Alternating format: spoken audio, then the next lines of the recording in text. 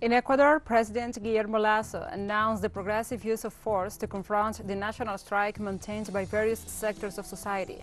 Following this decision, indigenous women asked the authorities to stop the repression. Also, the government of Honduras freezed the fuel prices for 4 weeks to prevent the impact on public transportation and other services. The United States Supreme Court overturned Roe v. Wade, the constitutional right to abortion in force in the country since 1973.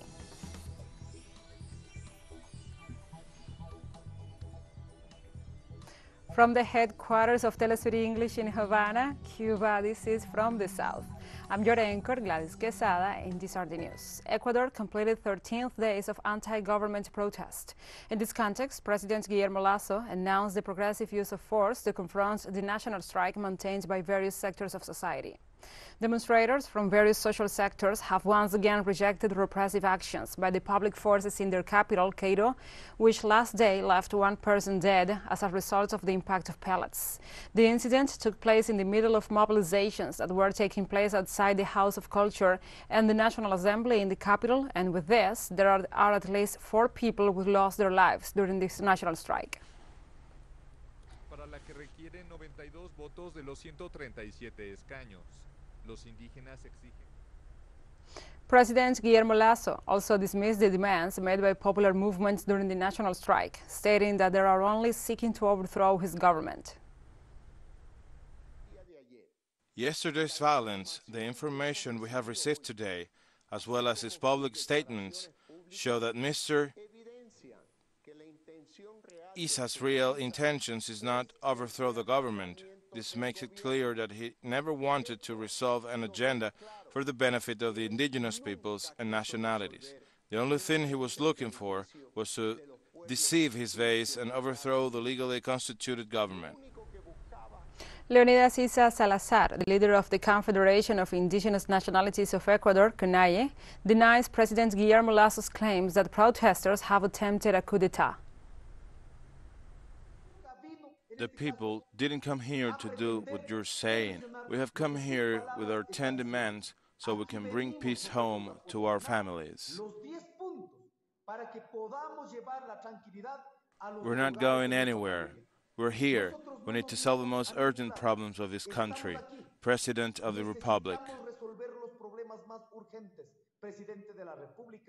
Instead of receiving the result, we have received an absolutely violent attack by the armed forces and the national police, an attack on all our organizational structures. In practice, what progress has been made has been nullified, President of the Republic. And in the middle of the political crisis, Ecuador's National Assembly will evaluate on Thursday a request of impeachment against President Guillermo Lasso. Virgilio Saquicela, the president of the Ecuadorian parliament, summoned the legislators starting at 6 p.m. local time to analyze the impeachment request against President Lasso by request of at least 1/3 of the members of the National Assembly. In order to proceed with the request against President Lasso, 92 of the 137 possible votes are required in the Congress, in which opposition to the president has a majority. President Guillermo Lasso should be removed from office. Ecuador's National Electoral Council will have to call for presidential and legislative elections within 7 days.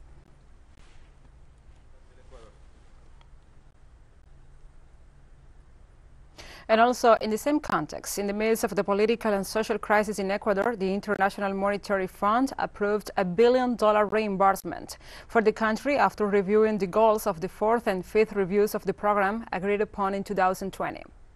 The fund's executive approved the authorities' request for a waiver of non-compliance for the end of December 2021, a performance criterion on the central government's overall budgetary balance, based on the corrective measures that the authorities have committed to take. According to Antoinette Sayah, the director of the international organization, the reimbursement will be immediate and will be assigned to the general state budget. The extended facility agreement lasts 27 months and includes a total of $6.5 billion in credit, out of which only $700 million will be transferable after Friday's approval.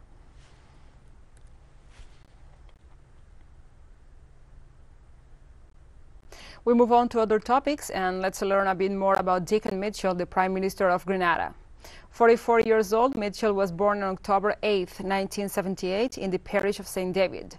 Mitchell graduated as a lawyer from the University of the West Indies at Cave Hill in Barbados. The recently elected Prime Minister was notably public of the state and honorary consul of the Kingdom of the Netherlands in Grenada. On October 31, 2021, Deacon Mitchell was elected leader of the National Democratic Center Congress Party.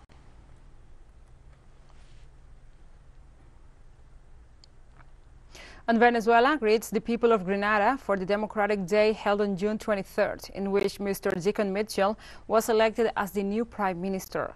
We send sincere congratulations and a commitment to continue consolidating ties of brotherhood with the peoples of the Caribbean, tweeted the President of the Bolivarian Republic of Venezuela, Nicolás Maduro Moros.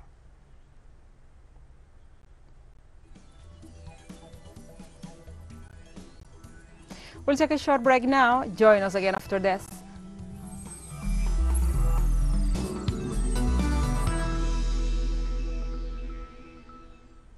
Welcome back to From the South.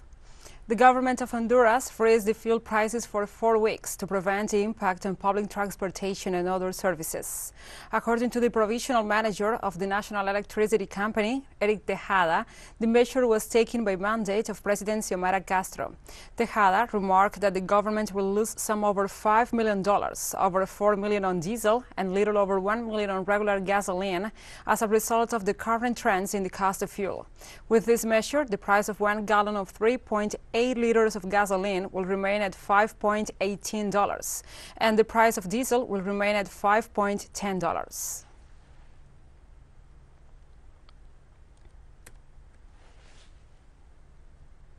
In Venezuela, on Saturday, concludes the celebration of the drums of San Juan de Guriepe, intangible heritage of humanity. It is an Afro-descendant festival that takes place in the town of Curiepe, in the state of Miranda in Venezuela.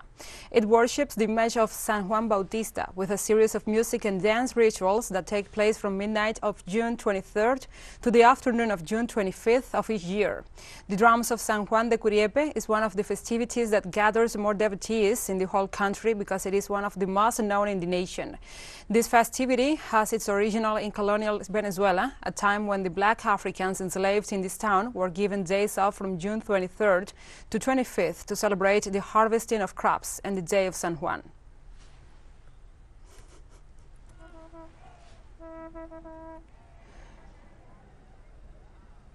And the handover process between the administration of President Iván Duque and the President-elect Gustavo Petro has begun.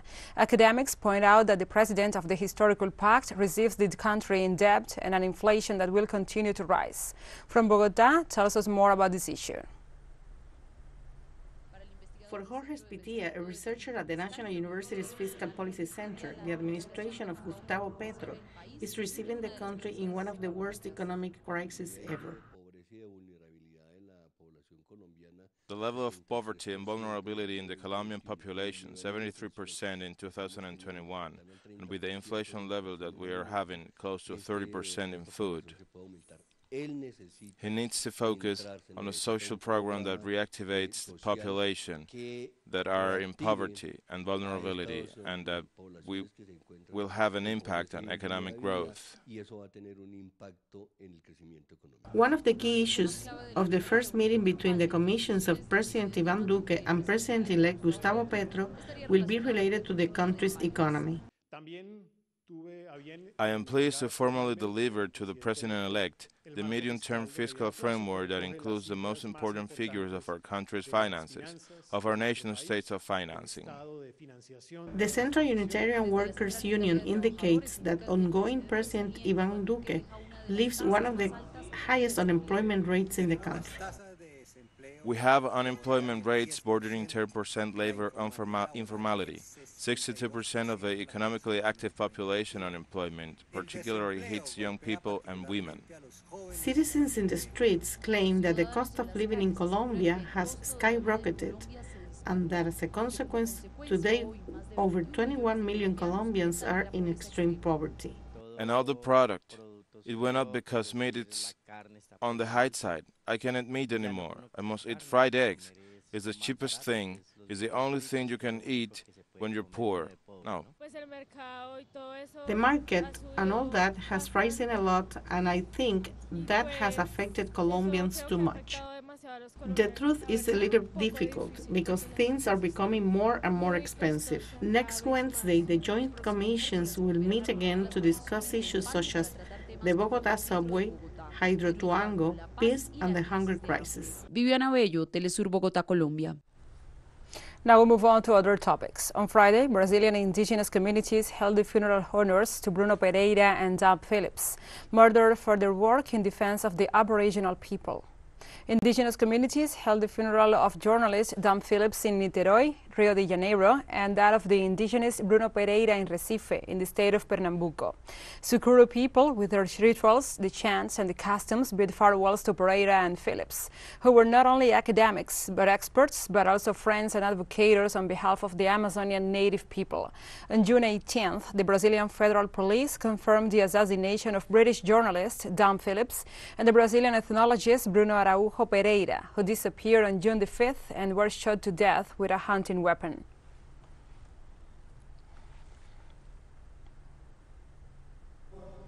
Uruguayan dairy industry workers continue in strike over wage demands. The labor sector has been protesting for more than a week, demanding negotiations that led to the real wage increases and that the 18 months in which the workers' salaries have been falling with respect to inflation be taken into consideration. The Chamber of the country's dairy industry pointed out that the union is taking abusive measures that may cause shortages in some products, while workers maintain that wages cannot continue to be reduced while this sector of the industry is doing very well. Workers also pointed out that the number of exports in the last months increased.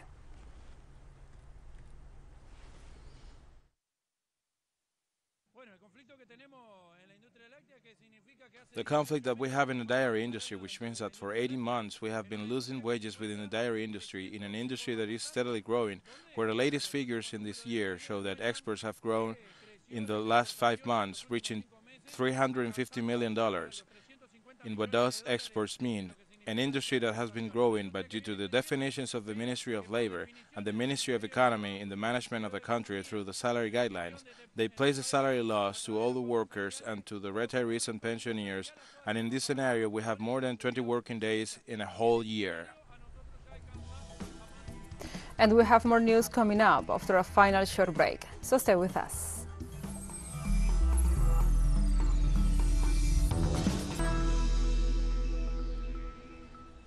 Welcome back to From the South. The United States Supreme Court overturned the constitutional right to abortion, in force in the country since 1973. The ruling stated that the Constitution doesn't grant a right to voluntary termination of pregnancy, returning the power to legislate on abortion to the people and their elected representatives. The judges who voted to overturn the Roe v. Wade law insisted that they did not consider abortion a constitutional right, not a right supported by the history or the tradition of the North Americans. In this context, with the approval of the ruling, states that choose to do so will be able to totally prohibit abortion in their territory.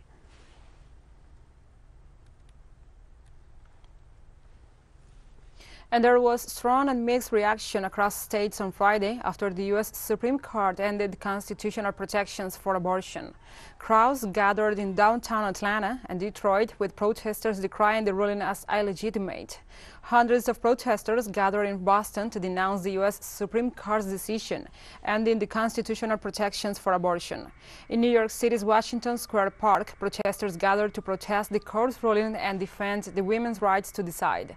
Massachusetts Senator Elizabeth Warren said Roe is dead, but the Supreme Court extremists will not have the last word, at a protest in front of the State House in Boston.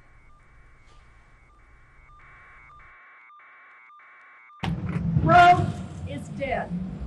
6 extremists on the United States Supreme Court have decided that they can force all of America to bend to their personal, religious, and moral views. Roe is dead, but the Supreme Court extremists do not get the last word. We are here because we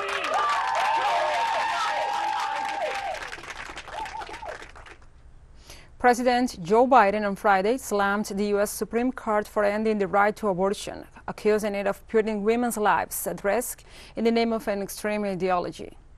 It was 3 justices named by one president, Donald Trump, who were the core of today's decision to upend the scales of justice and eliminate a fundamental right for women in this country. Make no mistake, this decision is a culmination of a deliberate effort over decades to upset the balance of our law. It's a realization of an extreme ideology and a tragic error by the Supreme Court, in my view.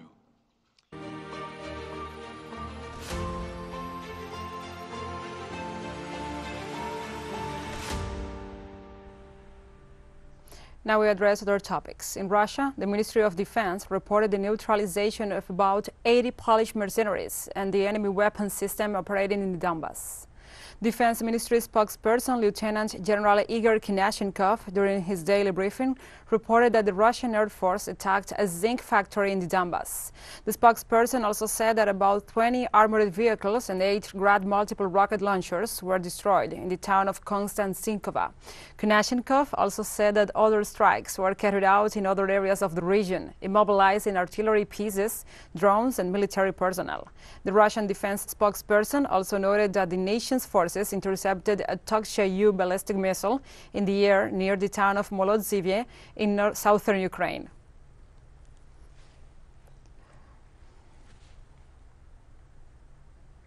The president of Moldova, Maya Sandu, stated that food security in her country is at risk, given the situation in Ukraine, which prevents grain exports.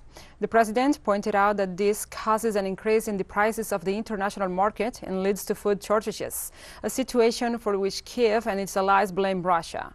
Moscow, however, rejects this accusation and claims that maritime food exports from Ukraine are paralyzed because Kiev's forces mine the country's ports. Meanwhile, Dmitry Medvedev, the vice president of Russia's Security Council, denounced the plans of Moldova to join the anti-Russian sanctions and warned that his country's reactions will be immediate after Sandu assured his country's willingness to pay any political price in exchange for joining the European Union.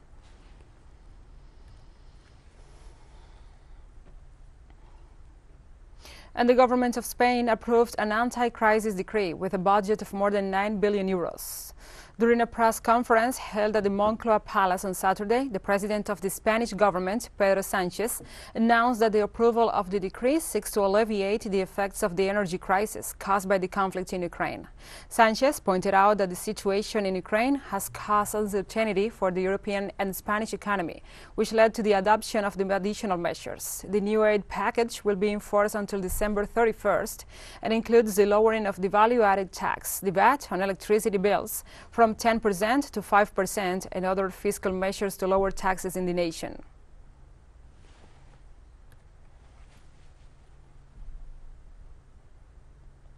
In Palestine, the level of Israeli settlement construction in the occupied West Bank increased 62% since June 2021, when the government alliance led by the Naftali Bennett came to power. The non-governmental peace organization, currently run by Israeli former military personnel, denounced that although the coalition promised to keep the status quo in matters related to the occupation, 1 year later, it not only continues with the strategies of the former ultra-right-wing Prime Minister Benjamin Netanyahu, but it deepens them.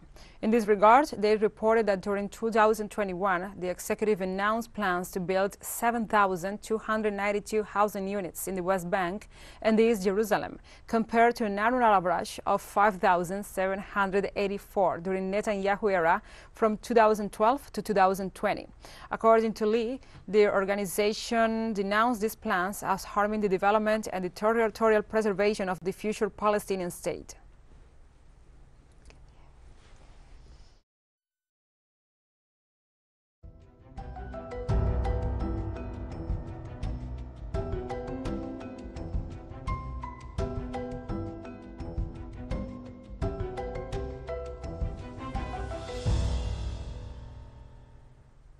Now we move on to other topics. A city in eastern Japan recorded this Saturday the highest temperature in the country, exceeding 40 degrees centigrade, which is a national historical record for June. Japanese authorities reported that for the first time this year, thermometers exceeded the extreme heat level for the nation, set at 35 Celsius degrees. According to the Japanese Meteorological Agency, the highest temperature was recorded in the city of Isesaki, with 40.1 degrees centigrade. The other highest temperatures were recorded in the towns of Kiryu, Gunma, with a steady 39.8 degrees centigrade, Toshigi with 39.6, Hatoyama, Saitama with 39.2, and Hashioji, Tokyo with 38.1. Meanwhile, the Ministry of the Environment issued a heat warning for 6 provinces from the Kanto region to the island of Okinawa.